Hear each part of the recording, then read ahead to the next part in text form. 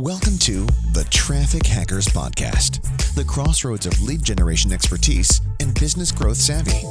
Here we explore the expansive landscape of demand generation, guided by your hosts, Brent Stone and Glenn Martin.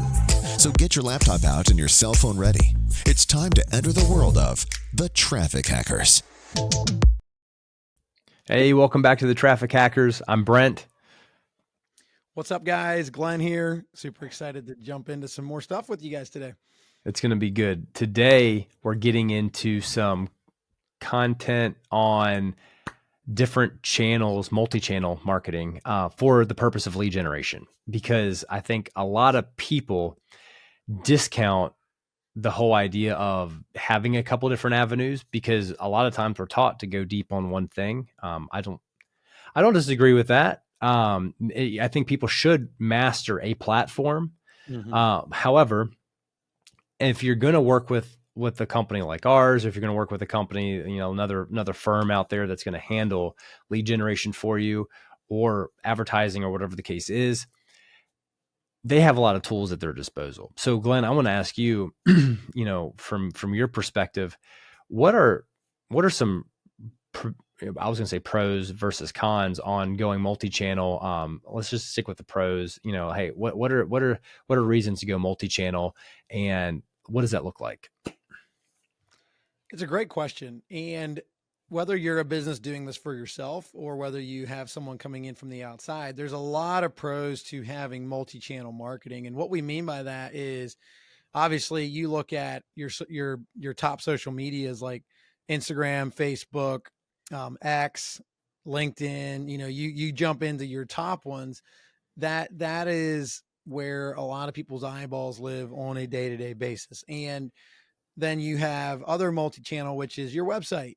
So you can, push SEO to your website. You have just the ad space in general. And so why multi-channel? I think there's probably a lot of reasons, but number one, depending on your audience, people live on different platforms based on their age demographics, based on their experience and what they do, et cetera. And so multi-channel allows you to hit a much broader market than if you just go into one channel. So you might have your Instagram and it's amazing, but you're hitting one segment of the audience. You're hitting a certain age demographic and a certain group of people in that platform. Then you move to Facebook and you have an audience over there that you're nurturing. It's probably a little bit of a different audience than what is inside your Instagram. X is then a completely different audience, typically. And then LinkedIn is another completely different audience. So you see where I'm going with this. Just in these four main social medias, you're hitting four completely different targets. Maybe it's age, maybe it's income levels. It could be professions, especially with LinkedIn. You're looking at, this is a cool stat, kind of completely off the subject, but LinkedIn, the average user inside LinkedIn makes $75,000 or above in their annual income. So you start thinking about that stuff. It's like, okay, well, cool. These people have a higher level of income. You want to get into that platform. Then you look at Instagram, for example, and you've got a lot of 15, 16, 17-year-olds on Instagram. Obviously, it goes up, and there's 30 and 40-year-olds on there as well. But you see why multi-channel is so important just from those two extremely different examples. I have not hardly ever, I don't know if I've ever come across a 15 or 16-year-old inside of LinkedIn, for example, right? So multi-channel allows you to hit these different demographics. Now, you've got your website. How can you multi-channel your website? Well, there's something called search engine optimization, or SEO, and it is pushing your website inside Google searches to the top of the charts so that people are on Google all the time. We don't even think anymore. Who has time for that? We can go on to Google and now we can find stuff, right? And so you want to leverage that multi-channel. Well, then you've got something called, advertising, programmatic ads. And it gets crazy. And here's why that's important, because it tracks essentially your behaviors and your, intent. If I'm searching constantly, what is better, iPhone versus Samsung? That's like always a debate out there, right? Well, now I'm going to start getting ads based on the searches that I'm performing. And that's another multi-channel place that you can start putting some of your advertising and what are all these things doing? It's not just so that you can make yourself feel good and you see yourself on all these channels. No, it's about leads.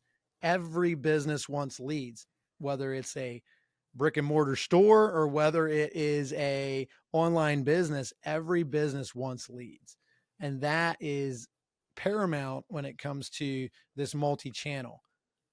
And that's typically why people outsource, because it's a lot of work. You hit four social media channels, you have your website, you have programmatic display, you have geofencing. We could talk about OTT advertising and all kinds of stuff, and it gets overwhelming. That's why people outsource this stuff, because they're just like, you know what? I want all this, but I don't even have the bandwidth and I don't even know how. And so that's a different topic, but that's the benefits of multi-channel. Yeah. Exposure, just wide exposure across the board. Well, here's the thing, I come from background in marketing and advertising. And one of the things that I got to witness on a day-to-day basis in that space was just people would be willing to spend gobs of money on advertising to generate leads. Like, that's why you buy advertising, is to generate leads. So one aspect of what we do, this isn't, our space to really just promote what we do, but we could talk about it, with some of our lead tether software. It's like, we do that to basically save people time and money, because it's not expensive to start the software portion, but then it adds that added value to everything else that's going on. If someone's already running like ads, if someone's running ads and doing SEO and pay-per-click and other things, it's just, you're out there that much more. People are going to recognize your face. There's this brand recognition that you start to establish for yourself personally. If you got a personal brand, company brand, if you're a spokesperson, just whatever it is. And so people can recognize you across multiple different avenues in the world of, business. And then, so you've got the digital front, you've got, media, being like TV, you've got print, all these different things. Wherever you show up, do people recognize you? And if people do recognize you and you have a call to action, that's the next thing. If you have a call, people can recognize you. There's people out there that are widely recognized. They don't have a CTA. If they have a CTA, a call to action, man, they can do quite well just with like publicity and all these other things. Like, because they got the publicity and they've got this brand, they can ask people to do stuff. That's the only reason why endorsements are a thing, right? Like, if you go and find a celebrity and they endorse a product, that's the only value that they bring to the table. Most of the time, celebrities get asked to endorse a product. They don't even use the product. They don't even whatever. They don't even know about the product. That's a whole nother discussion for another time. But if we're in the name of generating leads, in the name of generating leads, if we can get really tactical with how we look at these things that we can accomplish here, if we buy ads, that'll drive leads. And then building a strategy around, what someone's goal is, so I don't get into the weeds here.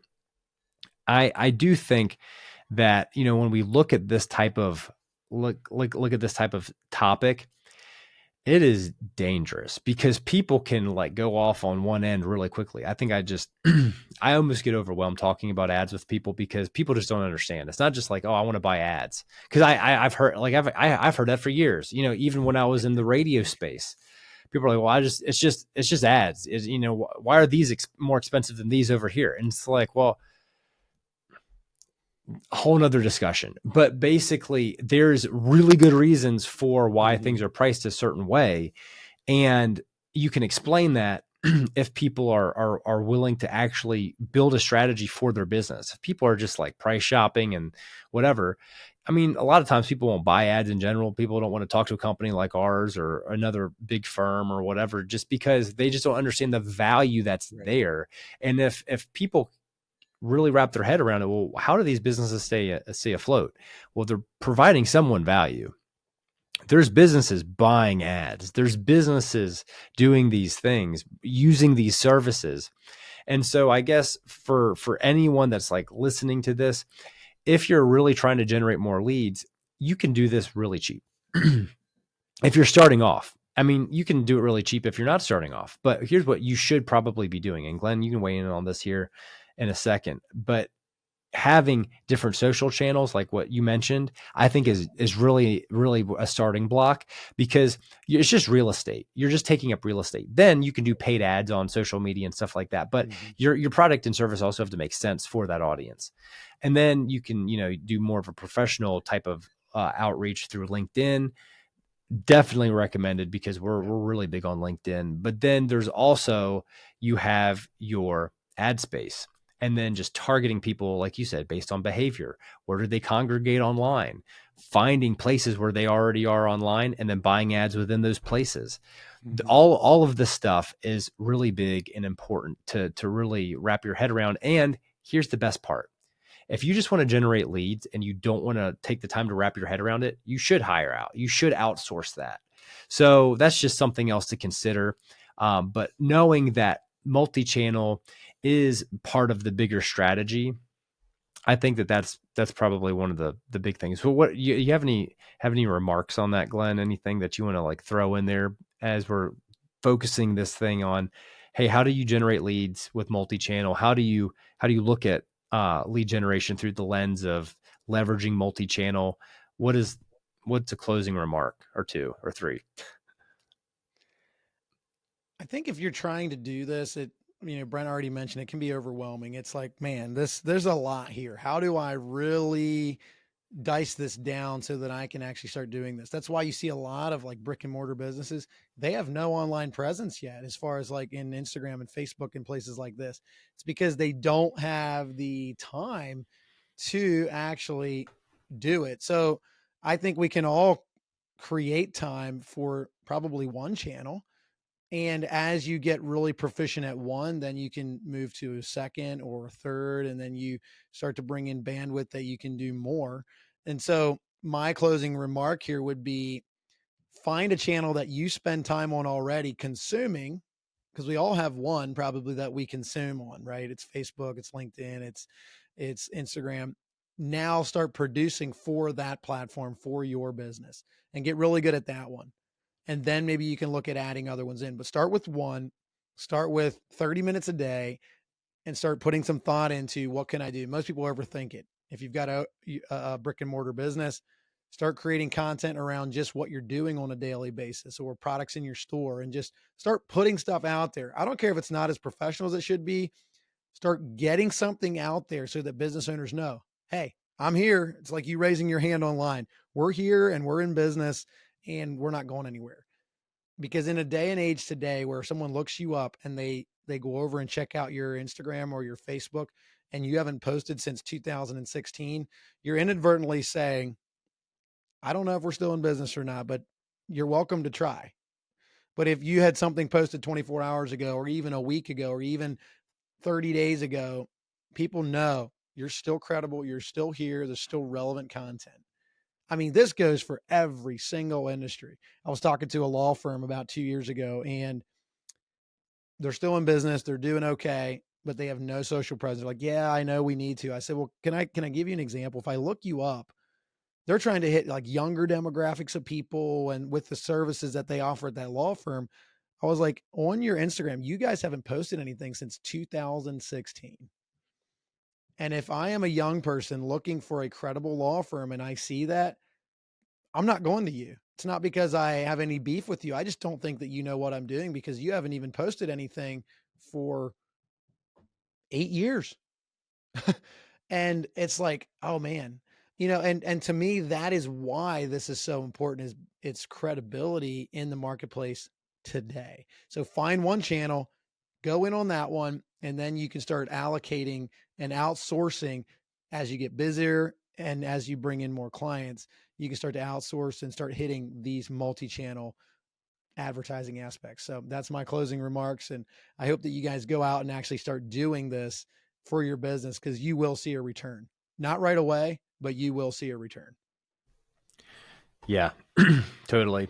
And I like what you said too about finding something that you consume already on. And honestly, that's probably one of the best pieces of advice, so you don't get overwhelmed, right? I mean, you don't want people to get overwhelmed trying to, dive into this, especially if you're trying to do it on a budget. You want to be able to justify the time and also understand the audience.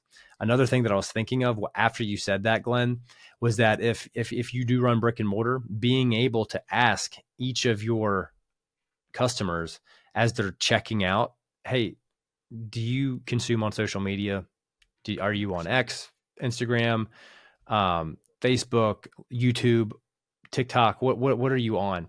And then just really getting data, because a lot of times where if we go based off of what we consume and we're selling something that's maybe different than what we would even be like purchase of our own, like not purchasing our own product or service, which is probably a very rare case, but data never lies.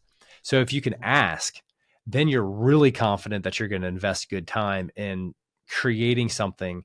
Because if you've already got, the numbers are showing you out of 100 customers that, 70% of them watch YouTube. Well, creating YouTube shorts would be more profitable than TikTok. I mean, just right in the beginning, and then you can expand from there. But yeah, totally. I think that that's really wise. Hey, everybody, thank you all for tuning in to the Traffic Hackers today. We hope that this has benefited you. And until next time, we'll see you later. Thanks so much. Take care.